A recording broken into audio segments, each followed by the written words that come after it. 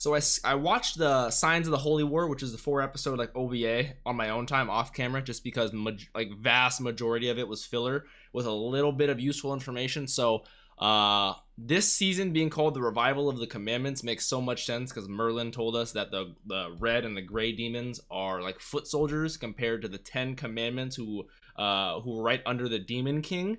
So being Revival of the Commandments, that's makes a whole lot more sense for why this season's called that, which makes me insanely excited.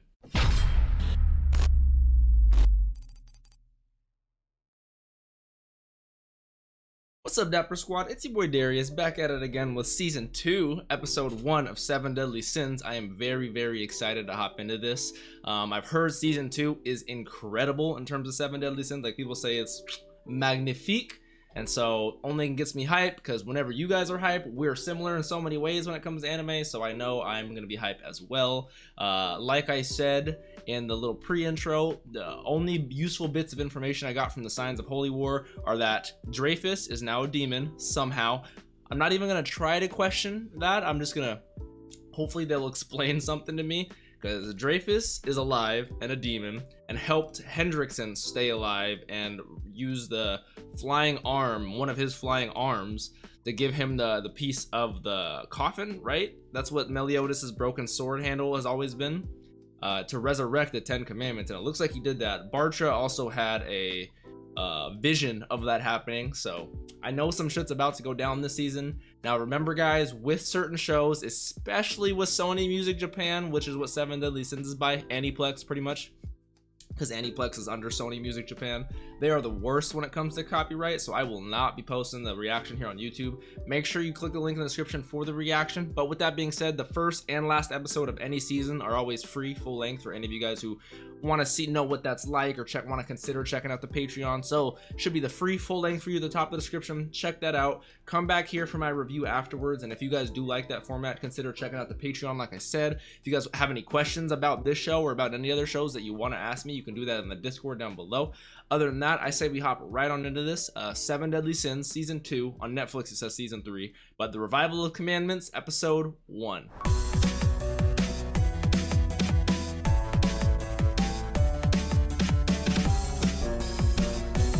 So that little sword that I saw in the opening of this, you know, it looks like, because I swear, where I seen that before, that sword. It's not the broken handle that he used to have, because that's not his holy weapon.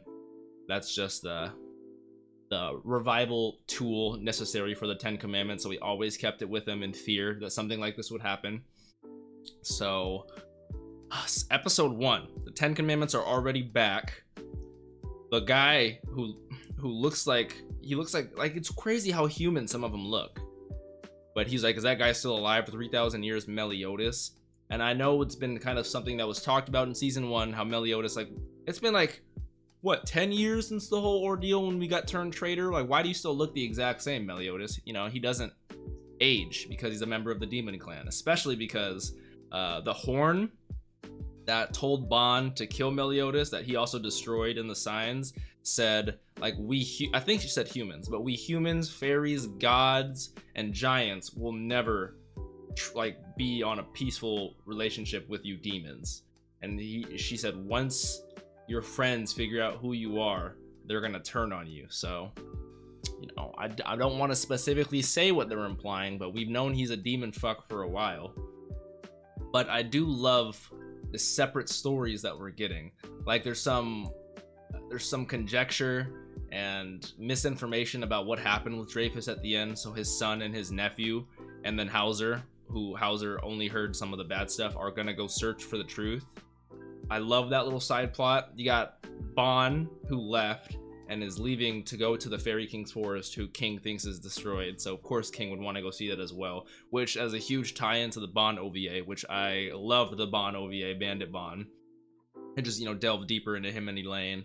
And then after the fact of what happened, he got, you know, charged with her murder and the burning of down that. But he went to a desolate, like, desert and, like, regrew it. And it was great. He used his blood, because it was crazy how fast that shit regrew, and I remember that. It was amazing. So I can't wait to see King's face when they go finally see the forest. It's gonna be fantastic. But there's so many characters that are that are, I feel like I'm gonna be meeting and knowing. Like I'm gonna need definitely another page of notes because I'm already running out of page here. But you have the assistant grandmaster, right, Sir Denzel, who has the Platypuses of Azure. I'm pretty sure they were called. I'm gonna write that down just in case that is what it is. Platypuses of Azure. I don't know how to pronounce Platypus. I could be pronouncing that wrong. But you got Dogeto, who is the guy who got his ass whooped by Meliodas. Wailu, and then Death Pierce, who Death Pierce, I like his hair, hate his mustache. Pretty strong power levels, strong, like equivalent and or stronger than Gil Thunder, Griamore, and Hauser, so I know they have some fucking powers. And it's funny that I was talking about how confused I was on the power scaling of this show, and they introduced a scouter to tell me the power levels of people. And of course, anything with magic, I love Merlin's abilities. She has like this infinite knowledge of relics and old gods and everything like that, because I remember, I don't know what it is about Gother. I've been told this season's gonna tell me a lot about Gother as well. But I remember she made the magical armor for Gother that apparently traps in magical ability. So that's something, you never know. I know he said also that he's not human, because in the Signs of the Holy War, they were like, we need some hands out here. But he's like, these aren't human hands though. And he's so fascinated with like human culture and feelings and emotions and stuff like that, so that's interesting.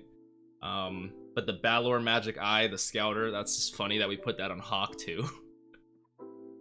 And so in terms of pure power level, Merlin has the highest of all the sins so far, but I forgot who said it. They were right. Power level can change on the whim, you know, due to certain circumstances, conditions. I'm guessing Meliodas, when he has his holy weapon and when he's in demon form, his power level could go 10-fold, 20-fold, 30-fold. I wouldn't be surprised. From this episode, I got so many DBZ vibes. Like, it's just like, it's kind of, everyone says Super Saiyan is one of the biggest memes in our culture in general, but it's kind of like him going Super Saiyan. Like, you can just you can go beyond your limits of what you think your highest power level can be. And I really like that. You know, I've always been a fan of going past your limit. Meliodas' current power level right now is 3370 though, which is insanely strong. It's not quite twice of Gil Thunder, but he could have, if he wanted to, he could handle anyone ever. And I said it in the episode, but Merlin and Meliodas are the two type of characters to me that know probably 20 times more than they'll ever tell you. Like, Meliodas could probably spill so much information on the Demon Clan if he wanted to, but for some reason, which I'm not going to question, he's the guy who's 3,000 years old. He knows best. For some reason, he doesn't want to tell people about what's going on. But Merlin also, I don't think we ever got the answer as to why she like knocked him out 10 whatever some odd years ago during the whole ordeal, because it was her that did something, I remember, and he asked her, she was like, I'll tell you later, and he was like, all right. You know, Meliodas' attitude, you know, he doesn't give a fuck about anything. But Elizabeth definitely has the power similar to her father's, which I want to learn more about her druidness, because I'm kind of spacing on the end of season 1 when she unlocked. She was like, oh, she's an actual druid princess or something like that. I don't know. I just remember she was able to revive Veronica because of that. She has great healing capabilities, which I'm down.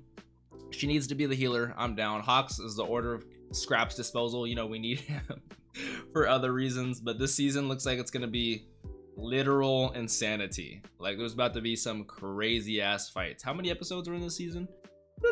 24. We're about to have us a good time through the season, I could tell you guys that. But without further ado, I think I'm gonna hop into this next episode because this one was great.